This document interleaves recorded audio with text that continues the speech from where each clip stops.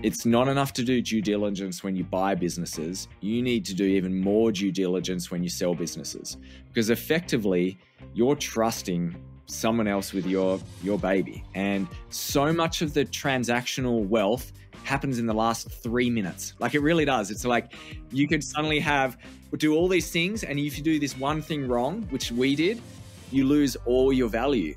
Support for this show comes from Exit Factor.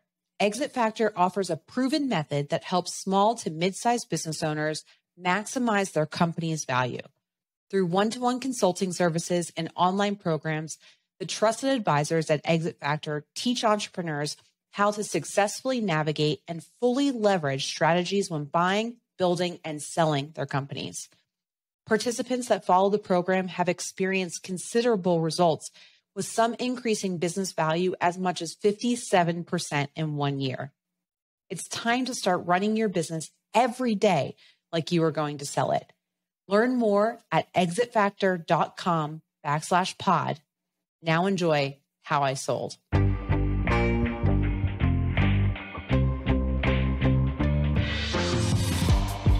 Welcome to How I Sold, presented by Exit Factor. Only 13% of all businesses in the U.S. are sold, but we only hear about the billion-dollar stories. Here we explore the real-life stories of entrepreneurs and business owners like you that were able to build, grow, and sell their small businesses. Now, here is your business exit expert, #1 best-selling author, and host, Jessica Fiakovich. Welcome to How I Sold. I'm Jessica Fiakovich, and I created this podcast after spending over a decade in mergers, acquisitions, and exits, and noticing that we often hear the stories of the unicorn sales. You know, those companies valued at over $1 billion. But we don't hear the real life stories, the stories of the thousands of entrepreneurs every year that build, grow, and sell their small businesses. These are their stories. Today on the show, lessons we learn through life. Finian Kelly has already led an extraordinary life and lived multiple experiences and careers that most of us only dream of. But today, he unpacks the real and raw emotions and situations that can happen when we are pursuing our desire of success. He tells us the story of building and ultimately selling wealth enhancers and how that journey led him to his true purpose and passion today.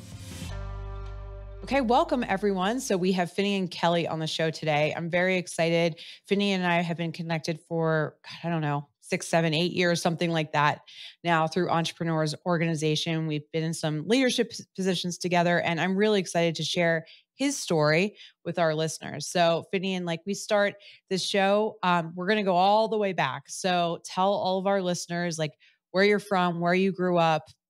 Tell us that story. Wonderful. Well, thanks, Jessica. First, I just want to say, after 2 years of working so closely with you, we just had the best relationship, and now I have to do a podcast to get to speak to you. So that's something I'm going to invest in, is in our relationship again. So where I grew up. So I grew up in Tasmania, Australia, that little island down the bottom where the Tassie Devil comes from.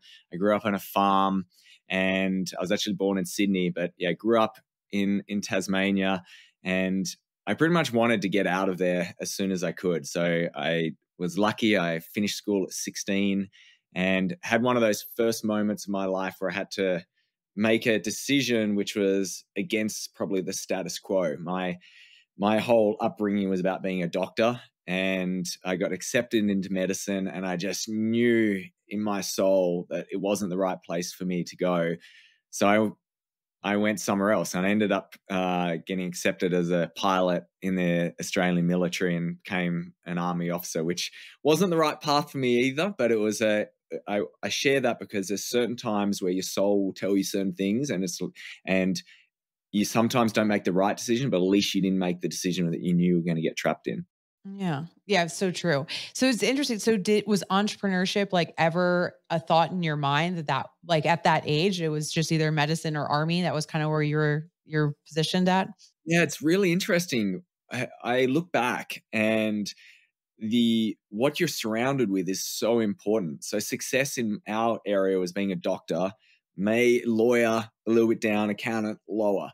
And when I actually look at what my skill sets were, I probably should have been an investment banker from day one. Like I was the incredible at maths. I had that relationship. I was young and vibrant, but I didn't even know that existed. And what's funny about entrepreneurship is I actually was surrounded by business people. Both my mum had her own general practice, like a small medical practice. My dad, he had a variety of different businesses. He had he was one of the first sellers of the Apple computer in Australia. He had a bunch of music stores. He had a farm. He ran a big music system. I just never associated them as entrepreneurs or business people because it was always a hardship around it. And it was never like, it never took off and never went well. So I don't think I ever really thought of them as business people until probably into my 30s, where I actually look back and I went, oh, I did get some entrepreneurial guidance there. So yeah, I didn't even know it existed. Wow. It's super interesting. Actually, my dad had a similar experience because my grandparents were fledgling entrepreneurs and business owners. And so he went into education, super different, but it's interesting that like you saw that too in the ups and the downs and the stress of owning your own business. And you're like, well, doctors are successful, right? And we're going to do something else. And you didn't see that kind of as an impetus, I would say, for your next step. So medicine was not the path you were going to take. You went into the Army as a pilot. What did that experience do for you? Like, what did you take away from that you applied into your businesses in the future? Yeah, so I contributed a lot of my early success in business due to my Army experience. So from 20 to 21 years old, I was in charge of anywhere from 30 to 100 people from all ages and all experiences of life. And then I really was in charge of their life. If I said we're going out bush for a month, we went out for a month and had to tell their families. And so there was a lot of responsibility at a young age. And then at the same time, as a young lieutenant, you're also communicating to generals. So you're having this sort of leadership from above, and you're in that middle area and filtering it all. It's weird. They give sort of most responsibility to the youngest officer.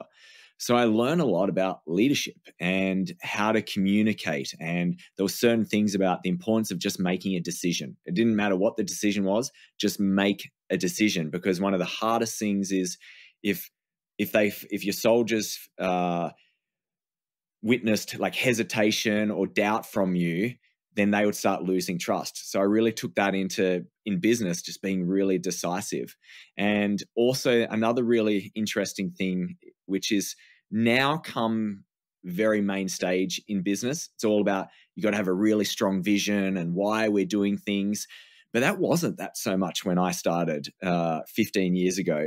It wasn't spoken about that much. But the Army, one thing they always did was they'd always talk about commander's intent 2 up, so like 2 ranks above, and then commander's intent above.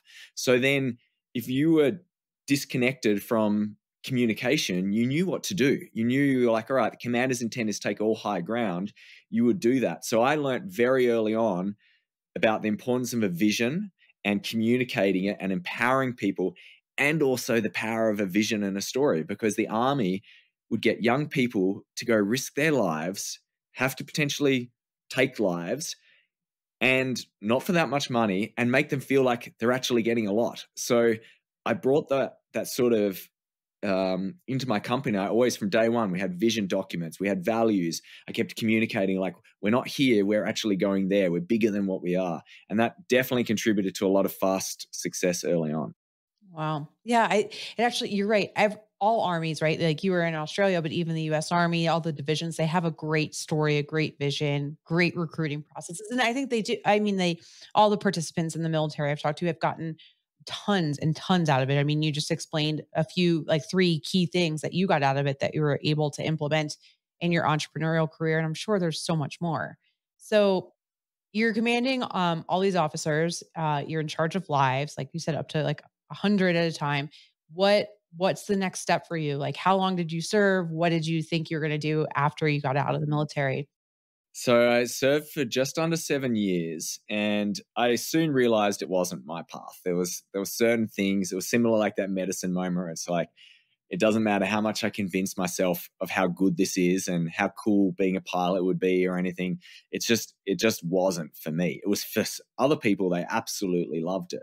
And that was probably another big lesson was I saw the passion of some of these young guys and females like flying, and I was envious of them. I didn't have that same energy, but they were just focused, and I realized I wanted a little bit of that. So the path was, sometimes it's that sort of one-dimensional view. You're like, all right, this isn't my path. What's a path which isn't it? So I learned how to invest, and I started investing, and I felt confident that I didn't need to depend on the military's money. So I retired. It's actually an incredible experience. I retired. And how old were you at that point? I was 23 years old. And it sounds funny, but it really has been an important part of my theme, was that I realized you don't always have to keep going. You don't always have to be pushing. You can actually take a break and see what comes through, what guidance comes through to you. So yeah, I used to joke around. I was retired at age 23, and I actually had, when you retire from an army officer, they give you a card saying retired army officer. So I effectively was. And then I explored during that year. Now, something that I've done a lot of is, while I'm in sort of indecisive things, I'll get some form of qualification or learn something that I believe could open up options for me or help me in the future. So I got an extra teaching degree, I got a finance degree, and that helped me for when the day I had the opportunity to see this sort of entrepreneurial financial business. I already had the ability to be able to start that business the next day, where I didn't have to go do a year qualification or anything. I had it. And that was an incredible moment, because this opportunity came a year later when I met a woman who we fell in love with and connected. And it was just sort of, she opened me up to this world in the finance world. I knew my capabilities, and I went, and I didn't even know about the business side, but she did. She had experience, and I went, we could do this. Like, we could do this together. And we did. 6 weeks later, we started our first business. And to tell you the truth, it was more about freedom. We wanted to travel together, have flexibility, and this was a path. And then we saw a big opportunity, and it's pretty amazing what we did. And part of it was because of the confidence of leading different ages. I thought, why not? Like, we can do this. And it's amazing when you have a partnership, and this is something to consider about co-founders.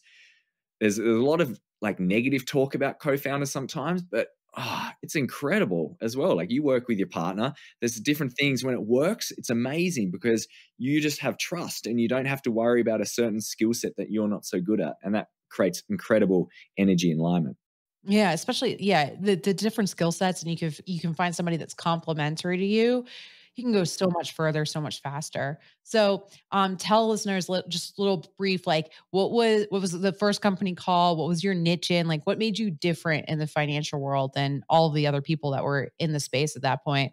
Yeah, so our first company was actually called Wealth Enhancers, but you'll hear about the iteration. We rebranded it to WE Private, and then we kept Wealth Enhancers. We spun out different businesses. We just kept spinning businesses out of the brand. And what's really funny is I just watched the WeWork series on Apple TV, and we launched our business before them, and we had the exact same logo that they had of ours, the WE. And then there was this funny episode where the co-founder's wife went through all the different, like, we grow, we learn. We wrote the same list. And it was a fascinating experience of just how, like, you can get excited about things. But the difference is that they stayed focused and we didn't, which is quite interesting. So it was a private wealth management company to start with. And what was really different was that it was in the middle of the global recession, the financial crisis. And everyone else was in the financial world. They were hiding. Like, they did not want to talk to anyone. They were ashamed. They were so consumed. And we looked at what had happened, and why most people lost money is because they didn't understand why they were investing. They didn't understand that they didn't actually need to take on that risk. They had plenty of money. And we went after a certain affluent market, the high net wealth. And we just started going out and communicating about values and what it is that you want for your life and how to link the money together. And how it worked was that my partner, she was sort of the strategy person, and then I was the money person. And we said that the money is only determined by what you want in life. And it was revolutionary at the time. Now, whole industry has built off it since. And I think we were confident, we were saying something different and speaking to people and treating them like humans during a time it was really scary for them. And we grew fast. It was pretty amazing what we did in the first sort of 2 years. Yeah. So was it like a success out of the gate pretty much, or what made it take off that fast? Do you think it was that communication that differentiator? Yeah, I really think it was a combination of things. I used to say layers of credibility. So the first was, obviously we were super young. I was 24. And what's a 24-year-old doing, like speaking to these really successful people who are either huge businesses or exiting them? And so I would have layers of credibility. I made sure that they'd see that I was an army officer. I'd led people. I had a history with like medicines, because a lot of doctors we went after, all my different degrees. And that would be the first layer. And then it would be our process. Our process was so clear, so articulate. All the soft touches, the soft skills were really good, and just constant communication, talking through the process and being confident. I think that was the fundamental thing. Was we weren't saying like, oh, this potentially could work. We were saying this will work. And I really feel like that's something. And sometimes I forget that as an older person now, and I have to go back to that younger Finn and go, all right, what would he have done right now? You have now 15 more years of experience and knowledge. He would just be like, whoa, what are you thinking about? You know exactly what to do. Trust yourself. And that was probably the big differentiator. It was that. Yeah. It's funny that you bring that up. It's like, as we get older, we get more experience, get more degrees, just more life experience, right? But sometimes we have those doubts that creep in more too, right? And it's like, as a 24-year-old, yeah, you can be super confident because you don't know what could go wrong. And as you get older and more experienced, you also have, some more failures that start to chip away at that confidence. So it's really interesting. Yeah, and we give them too much energy, because what we start doing is, we have had some failures. So then we've got some evidence of how it can't work, but then we stop looking at all the things that did work as well. So that's part of this challenge as well, is to how do you realize that, yes, there's a lot of things that went wrong, but there's a lot of things that went right. I'm someone who's had a lot of injuries over my life, and sometimes I can go, oh yeah, I've injured myself a lot. But then I think, imagine if I had a video camera, like, me, I'm a pretty aggressive skier and mountain biking. If I had a video camera of all the near misses, of all the times where I could have broken my neck or leg or anything, I think I'm winning. I know I'm winning. But so often we just get held back by our fears and our doubts just because something happened in the past. And it's really important is that stop bringing the past into the future, because the world's constantly evolving, and there is an opportunity every second. Every day there's someone starting a business and building a really great, successful business. So just like all the other people at that time, when I started in 2009, they were wanting to get out of the business. They were done. I was like, wow, this was the greatest opportunity ever. So how can you stay in that mindset regardless of what's happening? Yeah, no, you're so right. And yeah, I think we do focus sometimes on the misses versus the near misses, or even the wins, right? So now you guys are having a ton of wins, 2 years in, taking off. Like, did you know at that point, hey, this is going to work? And also, like, this is a company that we could potentially exit at some point. Are you having any of those conversations together? Yeah, we were, which was really cool. So we made a vision for our life that we wanted to build a company and sell it in 5 years and go travel. That was why we were in business, and we wanted to have some impact, and we wanted to like learn and go through all of these experiences. So yeah, at the 2-year mark, we were definitely experiencing it. We qualified for EO super early. So that's one of my greatest moments in my life, was getting into EO about 10 years ago. And we started seeing, we could exit it. Now, what was cool is in the financial industry, it's a little bit more, people do exits all the time. Like, we actually bought some other businesses in that time, so we knew how it worked. We sold little parts of business. I don't count that as an exit, but we had the experience with the transactional model. So we always just knew that it was part of our process. And I've learned since that a lot of people don't even have that awareness. They have no idea. And it's why most entrepreneurs haven't had an exit. Like they're very, very few percentage of businesses get over $1 million, even smaller get over 10 million, and very few people actually sell a business. And I always respect anyone who has sold any business, whether they sold it for 5,000 or 500 million, whatever it is. There's a process, there's a psychological process, and there is a little bit of a formula, which you know better than anyone. So yeah, we were definitely talking about it. One of our challenges is that we started other businesses, which is one of the entrepreneurial dilemmas. Is if we just stuck with that one business, we would have built a really powerhouse business that we would have had exponential effect on our exit. But instead, we started other businesses, and we thought it was diversifying, but actually it was diluting. There was, I really look back in hindsight and now see that, yeah, we were stretching ourselves too thin, and we were limiting our effective impact because we were having to repeat the same things, like multiple visions, multiple cultures, rather than just working on the one thing. So it definitely affected us. Now, what's interesting is, getting back to the sale, is we actually sold 2 companies on that sort of year 5, year 6 mark. So we actually had the exits. The problem is we moved to America as well. So we moved to America, lived in Beaver Creek, was skiing. So we nearly executed the vision to perfection. The problem is that we got ourselves into other things, which set off some challenges. And we can talk about the business lessons, what I learned from the 3 different exits, if you want to know. Yeah.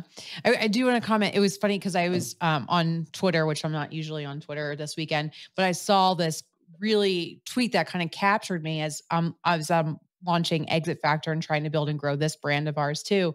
But the tweet was about, and I'll make up the quote because I don't remember the exact, but it was about, everybody talks about diversity in terms of investment strategy and running a business, but really the key to success early on is focus and not diluting. It was almost basically what you said, paraphrase. It's a super important lesson because you do dilute what you're giving the company as you're building. Now, when you get a company to maturity and you're out of the business, like I'm out of Transworld right now, it frees up your time and you have a leadership team that's running. But when you're starting, you're building, you're in that growth phase, it's very challenging to do multiple things at once. And I think it's important to talk about because most successful visionary entrepreneurs have a million ideas going on in their head at any given time. And I think the hardest thing is to say no to those other ideas, right?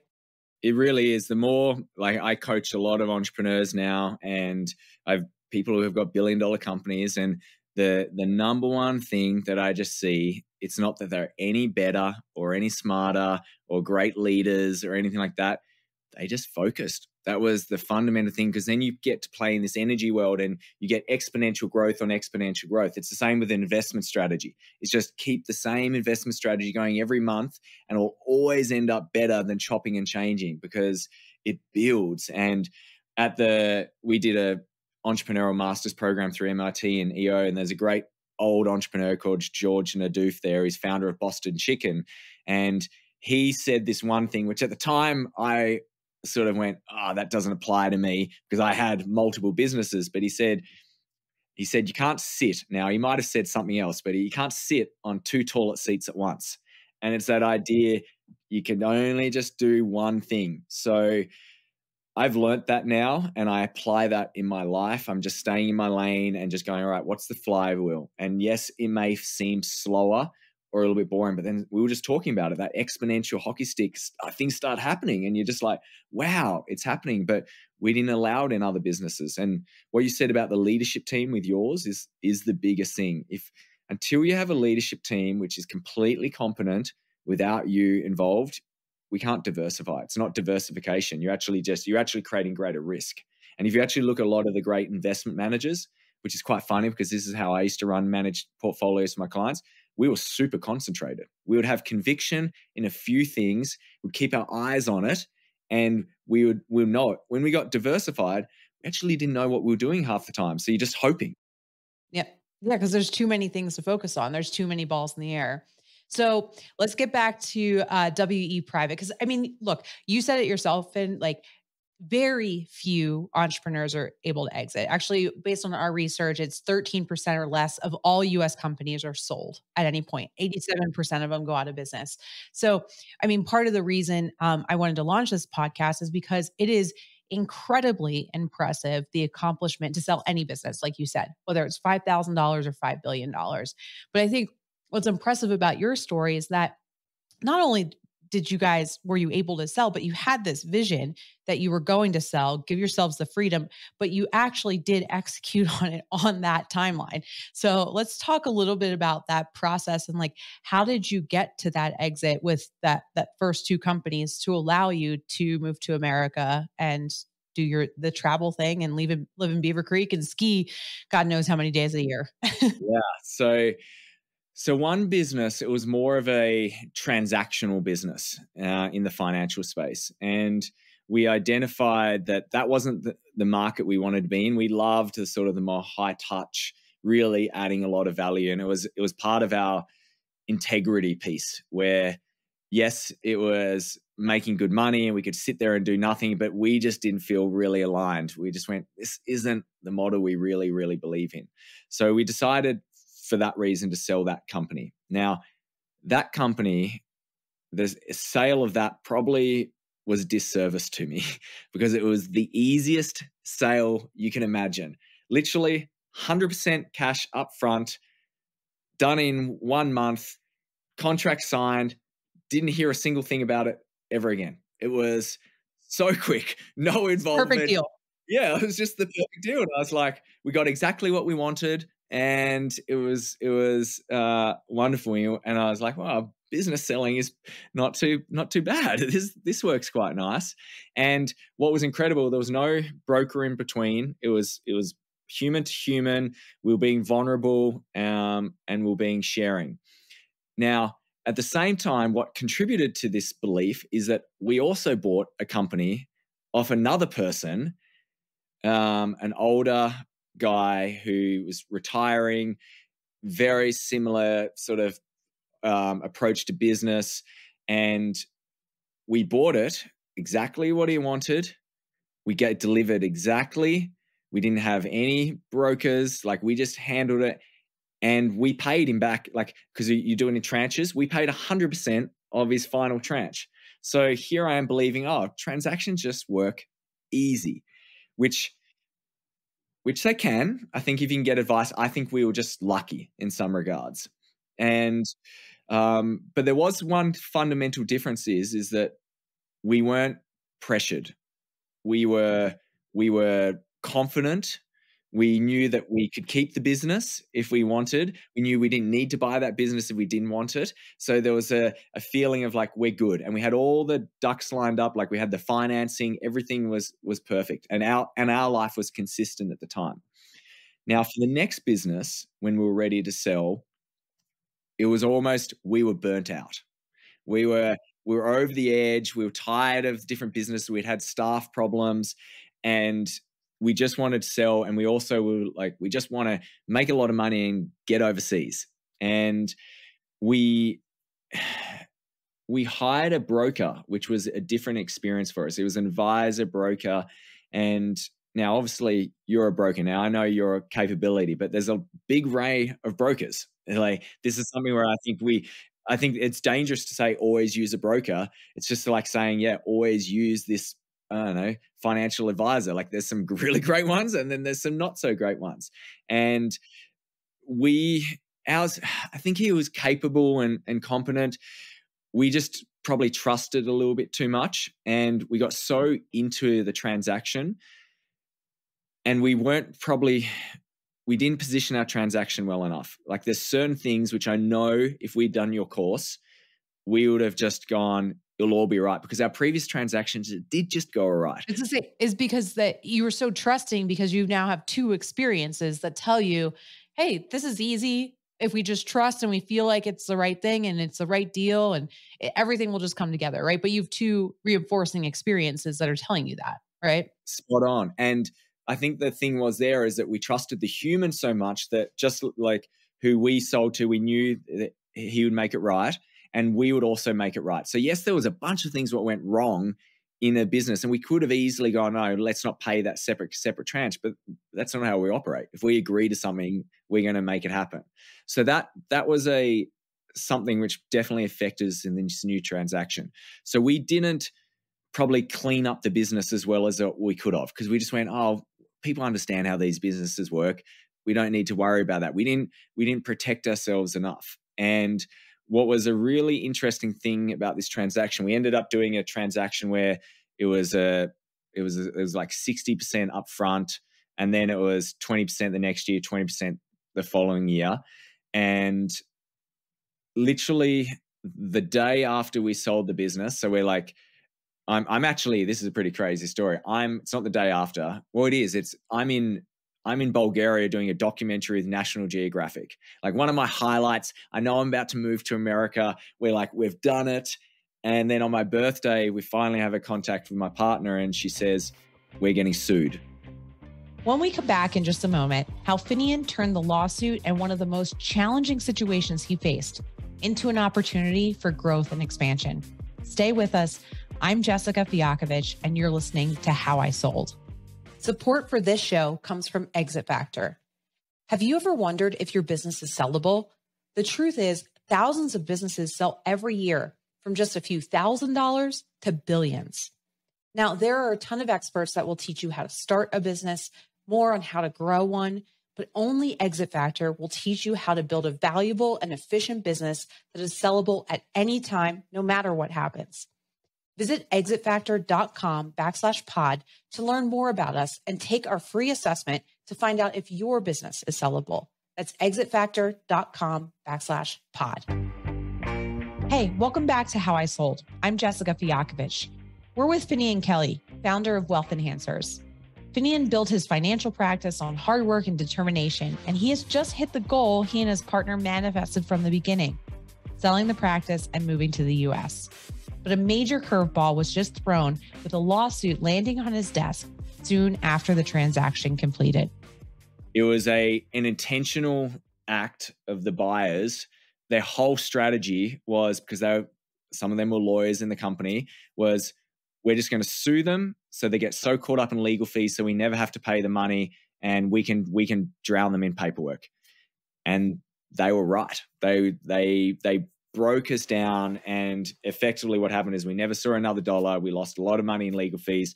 We lost 3 years of our life, and it directly contributed to our marriage breakdown as well. It's not the only piece, but it definitely took its toll on us and affected all our other businesses. And my biggest lesson through that experience was it's not enough to do due diligence when you buy businesses. You need to do even more due diligence when you sell businesses, because effectively you're trusting someone else with your baby. And so much of the transactional wealth happens in the last 3 minutes. Like it really does. It's like you could suddenly do all these things, and if you do this one thing wrong, which we did, you lose all your value. And that's why the deal terms are so important. Don't get caught up in the overall number. How are you getting that money? Like upfront is always better, always getting it into your pocket, because every entrepreneur, they'll always say, I'm just miserable in the after phase. And what's interesting is that we look back through all our emails and we kept saying to our broker, we can't trust these people. They're not the right energy. And it was always just a bit of a convincing, no, you just need to go through with this.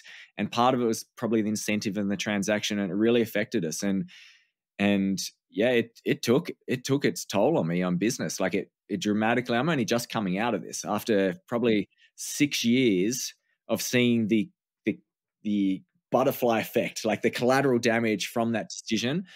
So it really matters. And I will never, ever go down a path like that again without having great people I trust, being methodical and thinking about it. Like, what are the things, like there's certain formulas for businesses that make it better to get a valuation. So that was a big life lesson. Well, and I really appreciate you sharing that, Finn. And that's where like you and I met, like kind of where you were in the midst of all that is when we started working together. And like I think it's really important that we hear the success stories, but also that we hear the ones that don't go so well, right? And there's lots of stories that of things that don't go so well. And I wanted to pick out a couple of things that I heard that I think could help our listeners. But the first one is going back to where you were at mentally and emotionally at the beginning of the transactions, the difference between the first one and the second one. The first one, you're like, hey, if it sells, it's great. You know, if it doesn't, we're okay. Right. And the second one, the first thing you said was we were burnout. Right. And do you think if you had done it like a year ahead of time when you had a bit more energy, you would have caught some of these things or you just would have been in a different space? You're so right, Jessica. You want to sell the business when you're loving it, almost like when it's going well, because as soon as you're not enjoying it, it's hard and there's an energy around it, and the buyers they feel it. They just know it. So we definitely experienced in my third business sale, which was last year. That was worth a lot of money. And I just kept hanging on to it. And there was like some weird relationship. And I did so much destruction to that business in a few years, which then when I eventually sold, I'm just like, wow, like look what I eroded, a great business, because my energy wasn't aligned with it anymore. And as soon as we're out of alignment with our business, we need to act quickly. Like we need to either get back in alignment, hire a leadership team to take over, or sell that business, because we are powerful creators. That's why we created a business, but it also means we're powerful destructors. So that's been another piece. So yeah, definitely the timing is so important. Yeah. No, I think if you have the energy to continue to run it, like I tell a lot of our clients, like the year you're selling your business, because most transactions take about a year, it has to be the best year you've ever had. Like you have to run that business better that year than you ever had before, and focusing on things like the deal terms and evaluating the buyer. And I do think, to your point, like there's something about gut instinct with people, right? If you can say like, I trust this person or I don't, but doing that when you're not metaphorically backed against a wall and you're like, I just can't do this anymore. Like I just need to be out for any number of reasons. It could be burnout. It could be another opportunity. There could be other things going on in your life, but giving yourself the time and the space. So yeah, it's huge. And something what I do with my coaching clients now is I encourage them, and anyone I actually speak to, is have a running pitch deck of your company. So at any point of time, if you're thinking about selling or someone comes to you, you're ready, because you never know. You might not even, this is something which I see all the time. People downplay that. They either do two things. They either think their business is worth way more than what it is, or they create a story that no one would want to buy my business. That's not possible.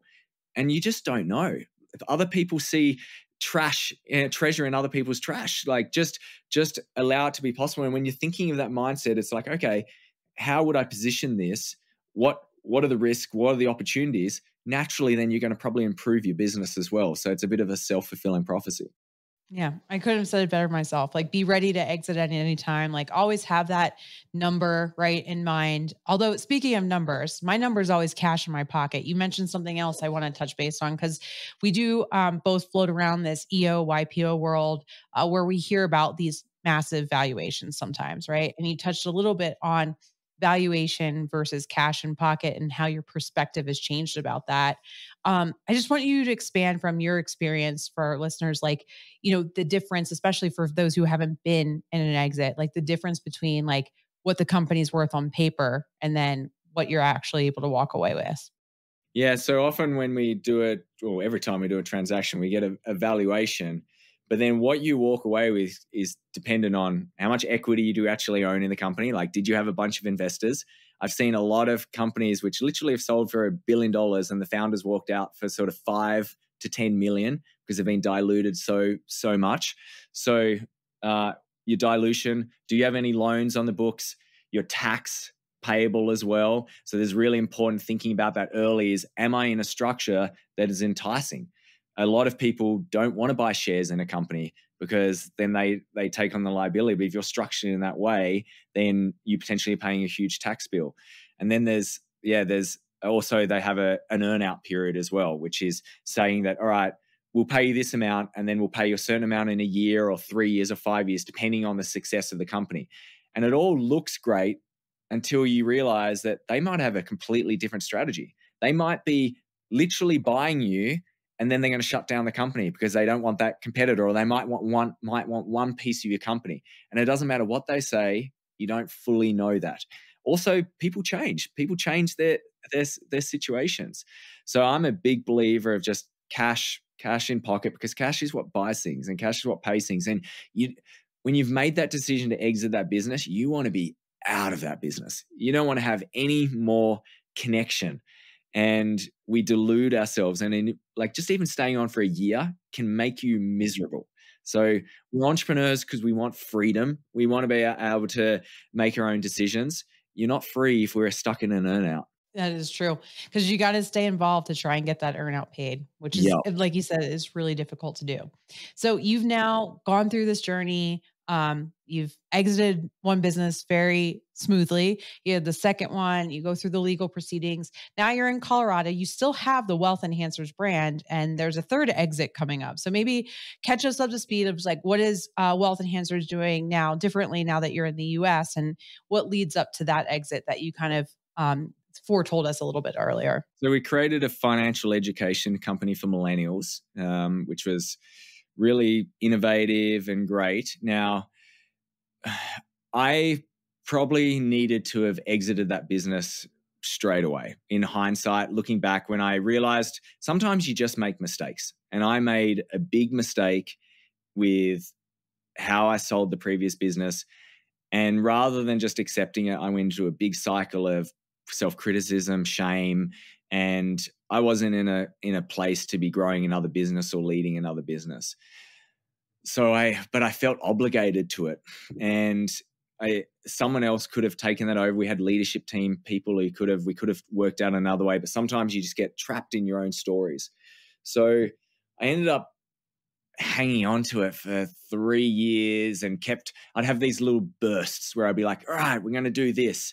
And would get all inspired, and then my heart wasn't in it. And I would drop away a month later, and it would just be these bursts, these start stops. And I always describe that if you're ever in a situation where you feel like you're working harder and your results are getting worse, no matter what you do, things keep going wrong, it's a sign that this is probably not your path. And that's really what I do for a living now, is helping people discover that. But for me, I was blinded, and eventually I was going down. It was like I was going down with a sinking ship. It was so hard for me to acknowledge, because every time I'd think about selling, I'd think about what it was worth. So then I couldn't face that loss. So then I'd create a delusion that maybe it'll go back up, just like anyone with a stock investment. And I'd go for a burst, and I just kept going worse and worse. And then it was actually a few people close to me pointed out, they're just like, why are you doing this? Like, you're miserable. You are a creator. You've never really had to work hard before, and you've always just been able to create. You are not right now, and you're working harder than you've ever worked before. And it took my partner one day. She never voices her opinion in this space. And she just sort of made a comment. She goes, can you just sell it? And it was like a very small comment. And I was walking out, and I just went, it's now affecting her. And I made a commitment that I would never let business affect a relationship again, because it definitely contributed to my previous marriage separating. And next day I went, all right, and I just put in the process to sell it. And it was, sometimes you need to have that awakening. And it took that, the emotional element was more powerful now, because I realized what I was potentially risking was worth way more than any upside of the financial gain. And I can tell you, it was the most liberating thing ever, being free of it. I still have a lot of love and a lot of compassion for that business, and it's been such a big part of my life. But I can't imagine where I'd be. Like, this is now a year and a few months later. I can't even imagine what it'd be like to have that right now. It would be so limiting and stopping me from where I'm at right now. And that's something which people don't realize, is there's an opportunity cost all the time. It's one of the fundamental things with investing, is stop looking at just that in isolation. What's the opportunity cost? Where's your energy going? What could you use that capital for other things? And I know I'm onto something so much bigger and so much more powerful and just more impactful for me and others than I ever could have been right there. And And isn't that the most important? Like, is our energy feeling great? And are we loving life? That's more important than anything. Yeah, no, it's totally, oh, it's funny. I was thinking opportunity cost as soon as you said that, but it comes back to like, I don't think these exit stories, and this is why I like to tell the stories in this narrative, these exit stories for small to mid-sized businesses, not for the big Wall Street deals. These are not about finances. They are about our personal life journey, our personal life choices, and where we want to be as entrepreneurs, as spouses, as parents. Like this is all intertwined for us. Like we don't get to separate all these. And I think sometimes when we just look at the financial transaction, it prevents us from doing a deal or doing the right move for us personally that we need to make with the businesses, right?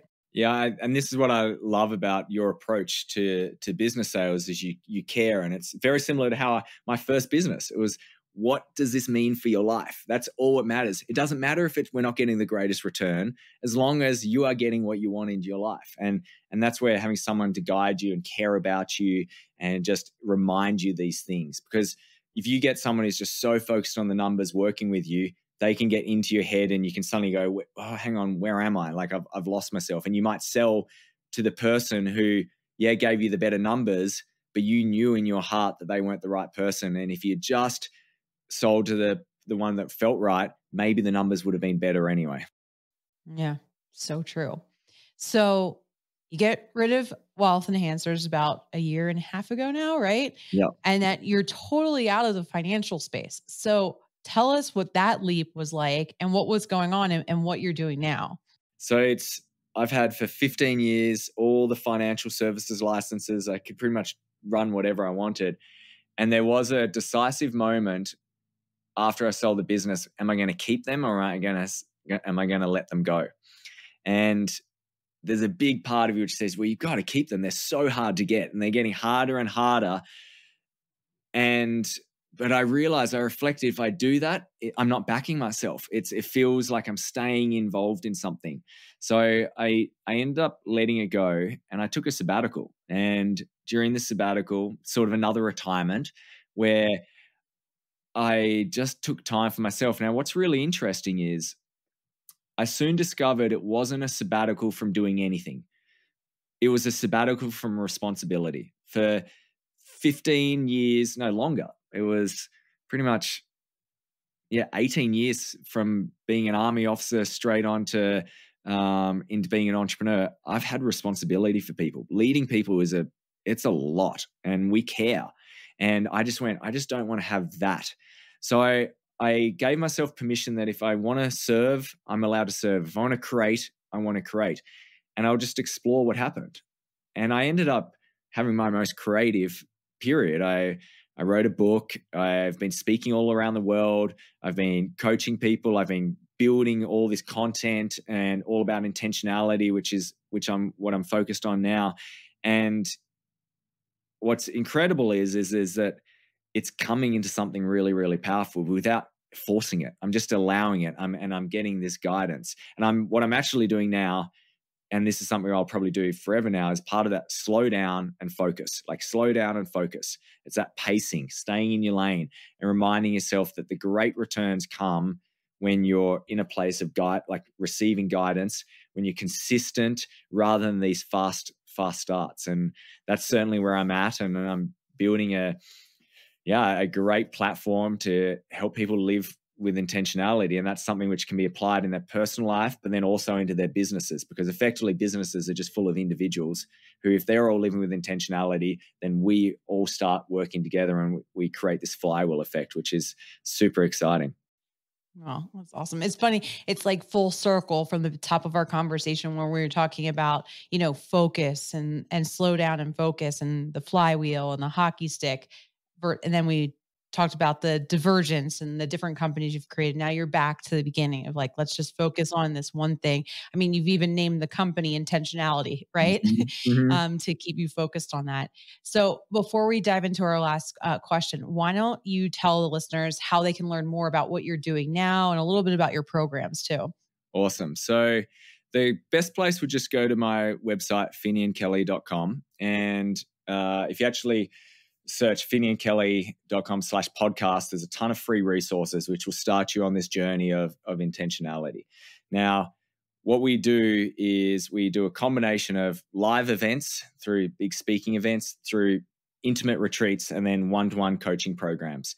And it's all about helping you get clear on what it is that you really want. Because if you can hear from my story, you can get whatever you want, but you've got to be clear about it. And if you're not clear, that's when things start going astray. So we help them get clear on what it is that they want, and then what are the actual behaviors that they need to live daily to be able to bring that to fruition.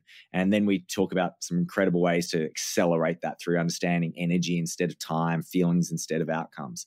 So it's a complete integrated and holistic approach, which is super, super wonderful. Yeah, it's awesome. I've been part of some of those, and it's been amazing at helping you find clarity and things like that. And as you can hear from your story, like you said, you've been through it, like you've lived it, right? So you can intentionally create whatever you want. Yeah. And what's cool about you connecting to the start is sometimes people go, whoa, you're in such a different world now, like finance to this intentionality thing.